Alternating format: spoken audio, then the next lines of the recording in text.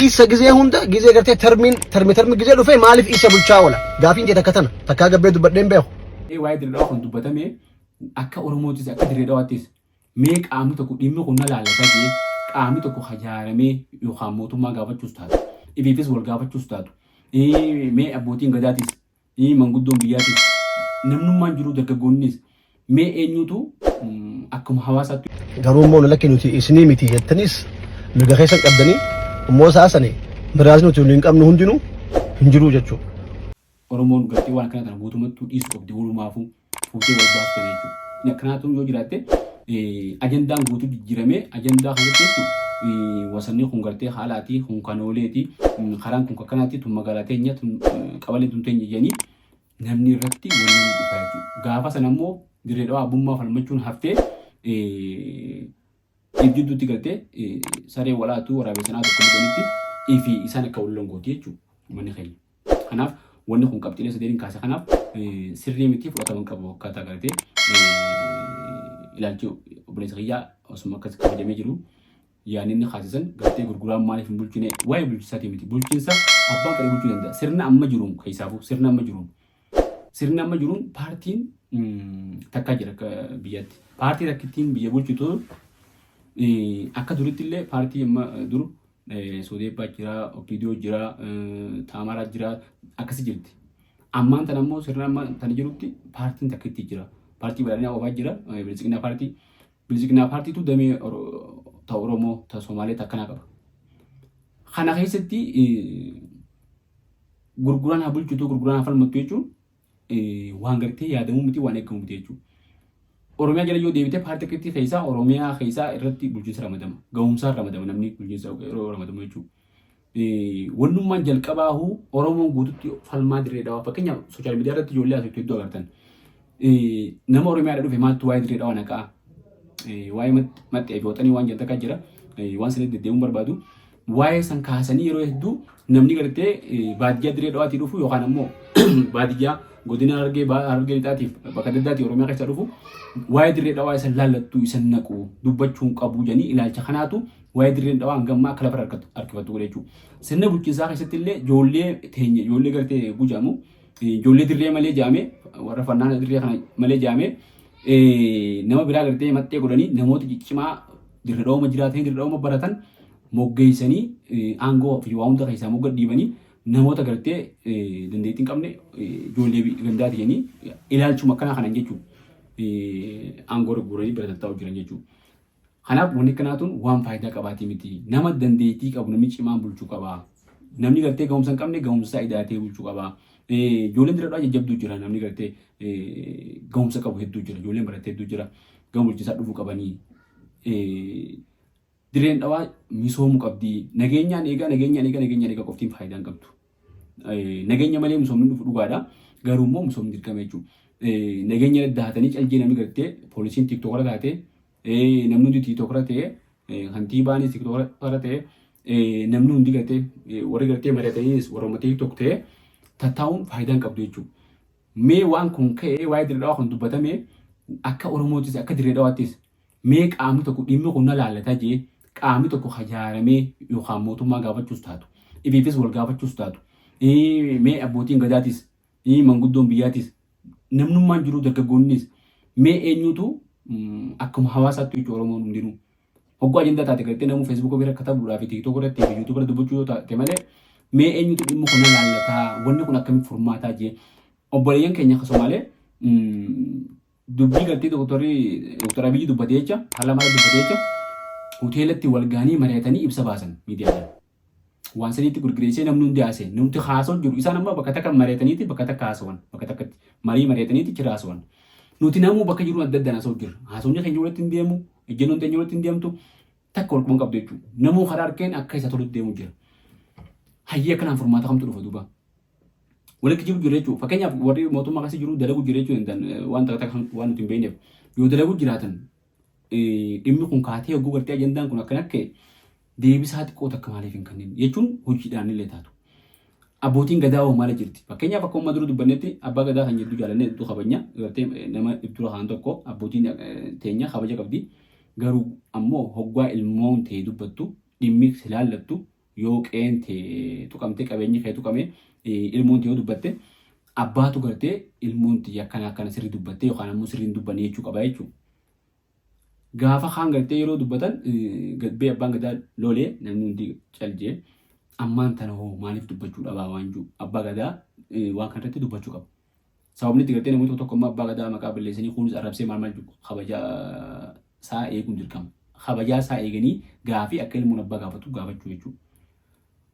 Maaliif caljettee waan biraa irratti dubbattaa waan jiru jechuudha. Isaas ta'uu baatu namoonni biraatis manguddoon biraatis ni jirti.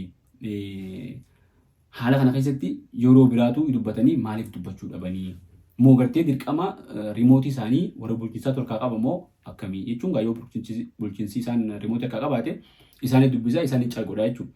Maaltu ta'ee waan kana hajuu namoonni hundinuu gaafachuu qabna jechuudha. Uummanummaan keenya akka uummataattu ibin namni biyya alaa jiru gartee namni biyya keessa hin jirelleen kan biyya keessa ammaan tana mootummaa sodaadhaan haa jennu.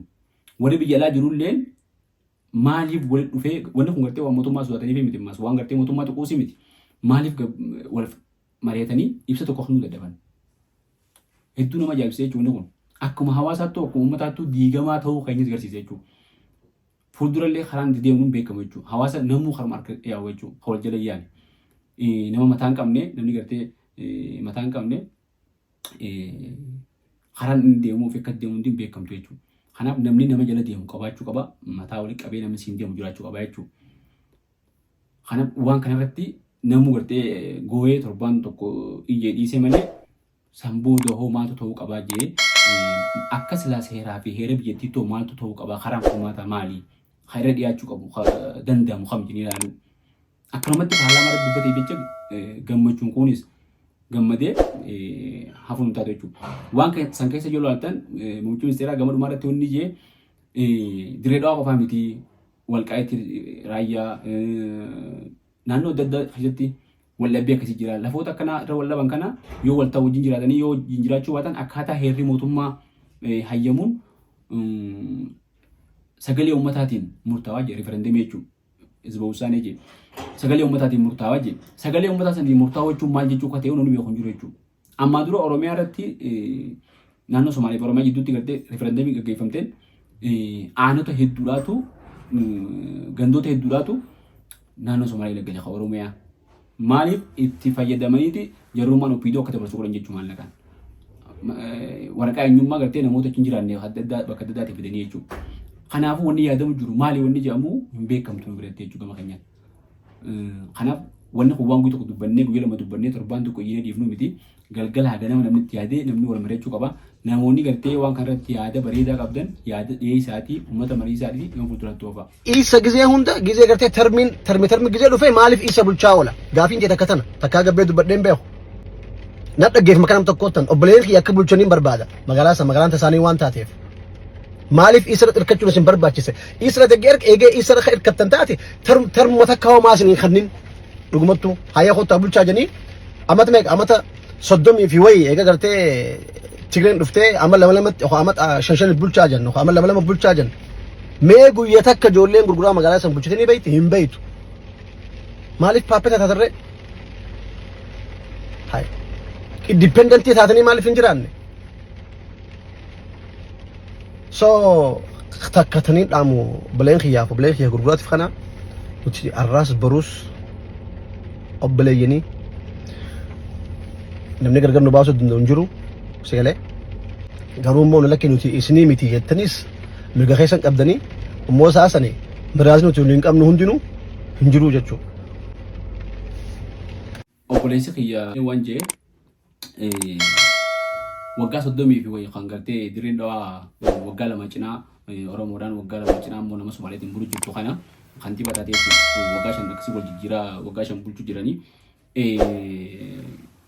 tarmii hundaa gartee dirreen dhawaa gurguraatii maaliif gurguraan hin bulchinii akkana jechuun hin beeku waan ammaan kana kabulchu jiru fakkeenyaaf eenyu maaliif hin bulchin jee ijoolleen gurguraa maaliif isa qofti hin bulchitii jee hangamma nama hedduu bulchigaa dirree dhawaa gartee namni nuti Oromoo dabbeenu jaris hundi gartee dhiisee jechuu taatee fi moo kam jechuudha. Nama maduraa gartee hayyee hin beekne namni gartee beekuu dhabu danda'a amma kadiroon kabulchu jiru kun dhiisee jechuudha moo maal jechuudha waan kana gartee yoo akkas ta'uu baatte gurguraan maaliif hin bulchine aadaa isuma bulchuu jira yeroo hundaa jee isin maaliif hin bulchine yeroo tokkollee maaliif hin bulchine jee ammaan tana gartee tun gartee dubbiin tun namni gartee dubbii jedhan beeni jedhan jedhoonis hin beeku jedhanii moggaadhaan hadiiroon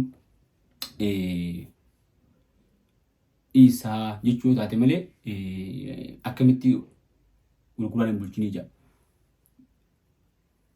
Kana hadiiroon gartee akka tarmii deemuu jirtutti Oromoo bakka bu'eeti bulchuu jiru. Isa bakka bu'ee bulchuu jiraatan akkuma hin qabnu beekadhu.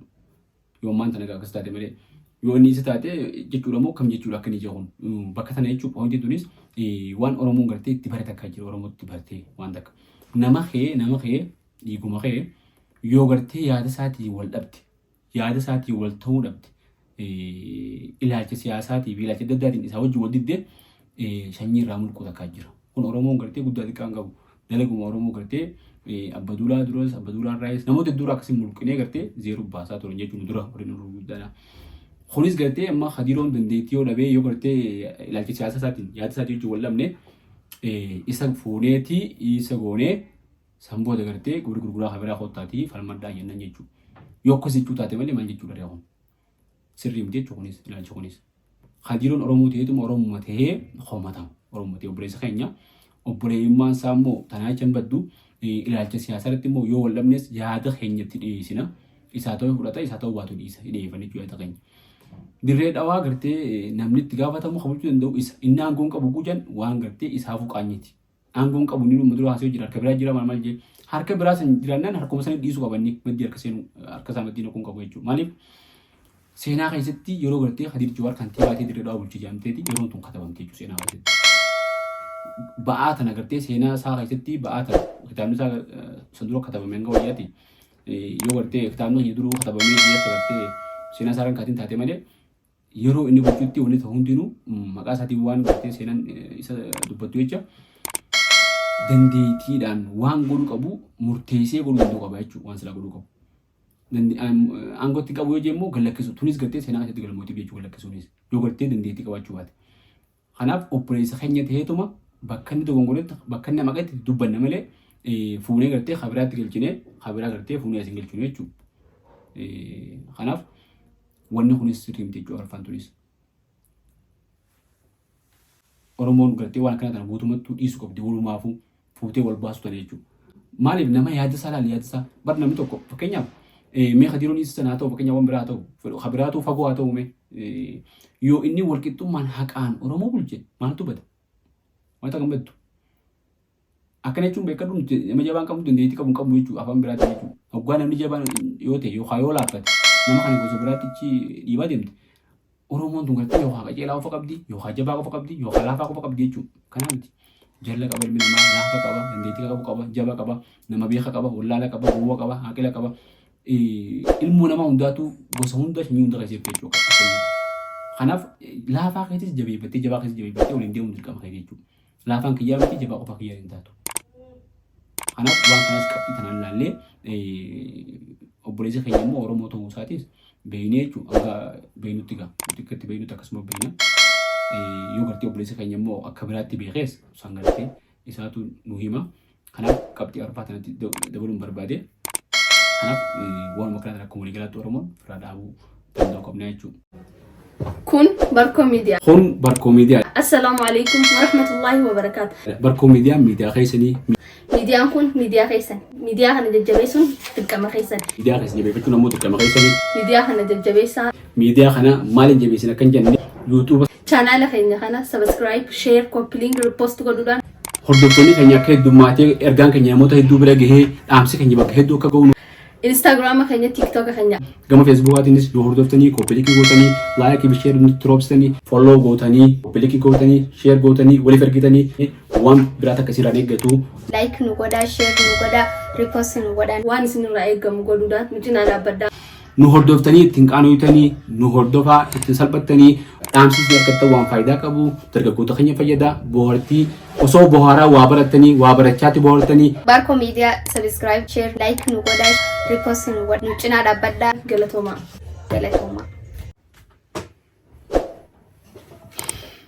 kabajamtoota daawwattoota keenya kun Barkoo Miidiyaadha. Barkoo Miidiyaan miidiyaa keessan jabeeffachuun dirqama keessani. Galatoomaa.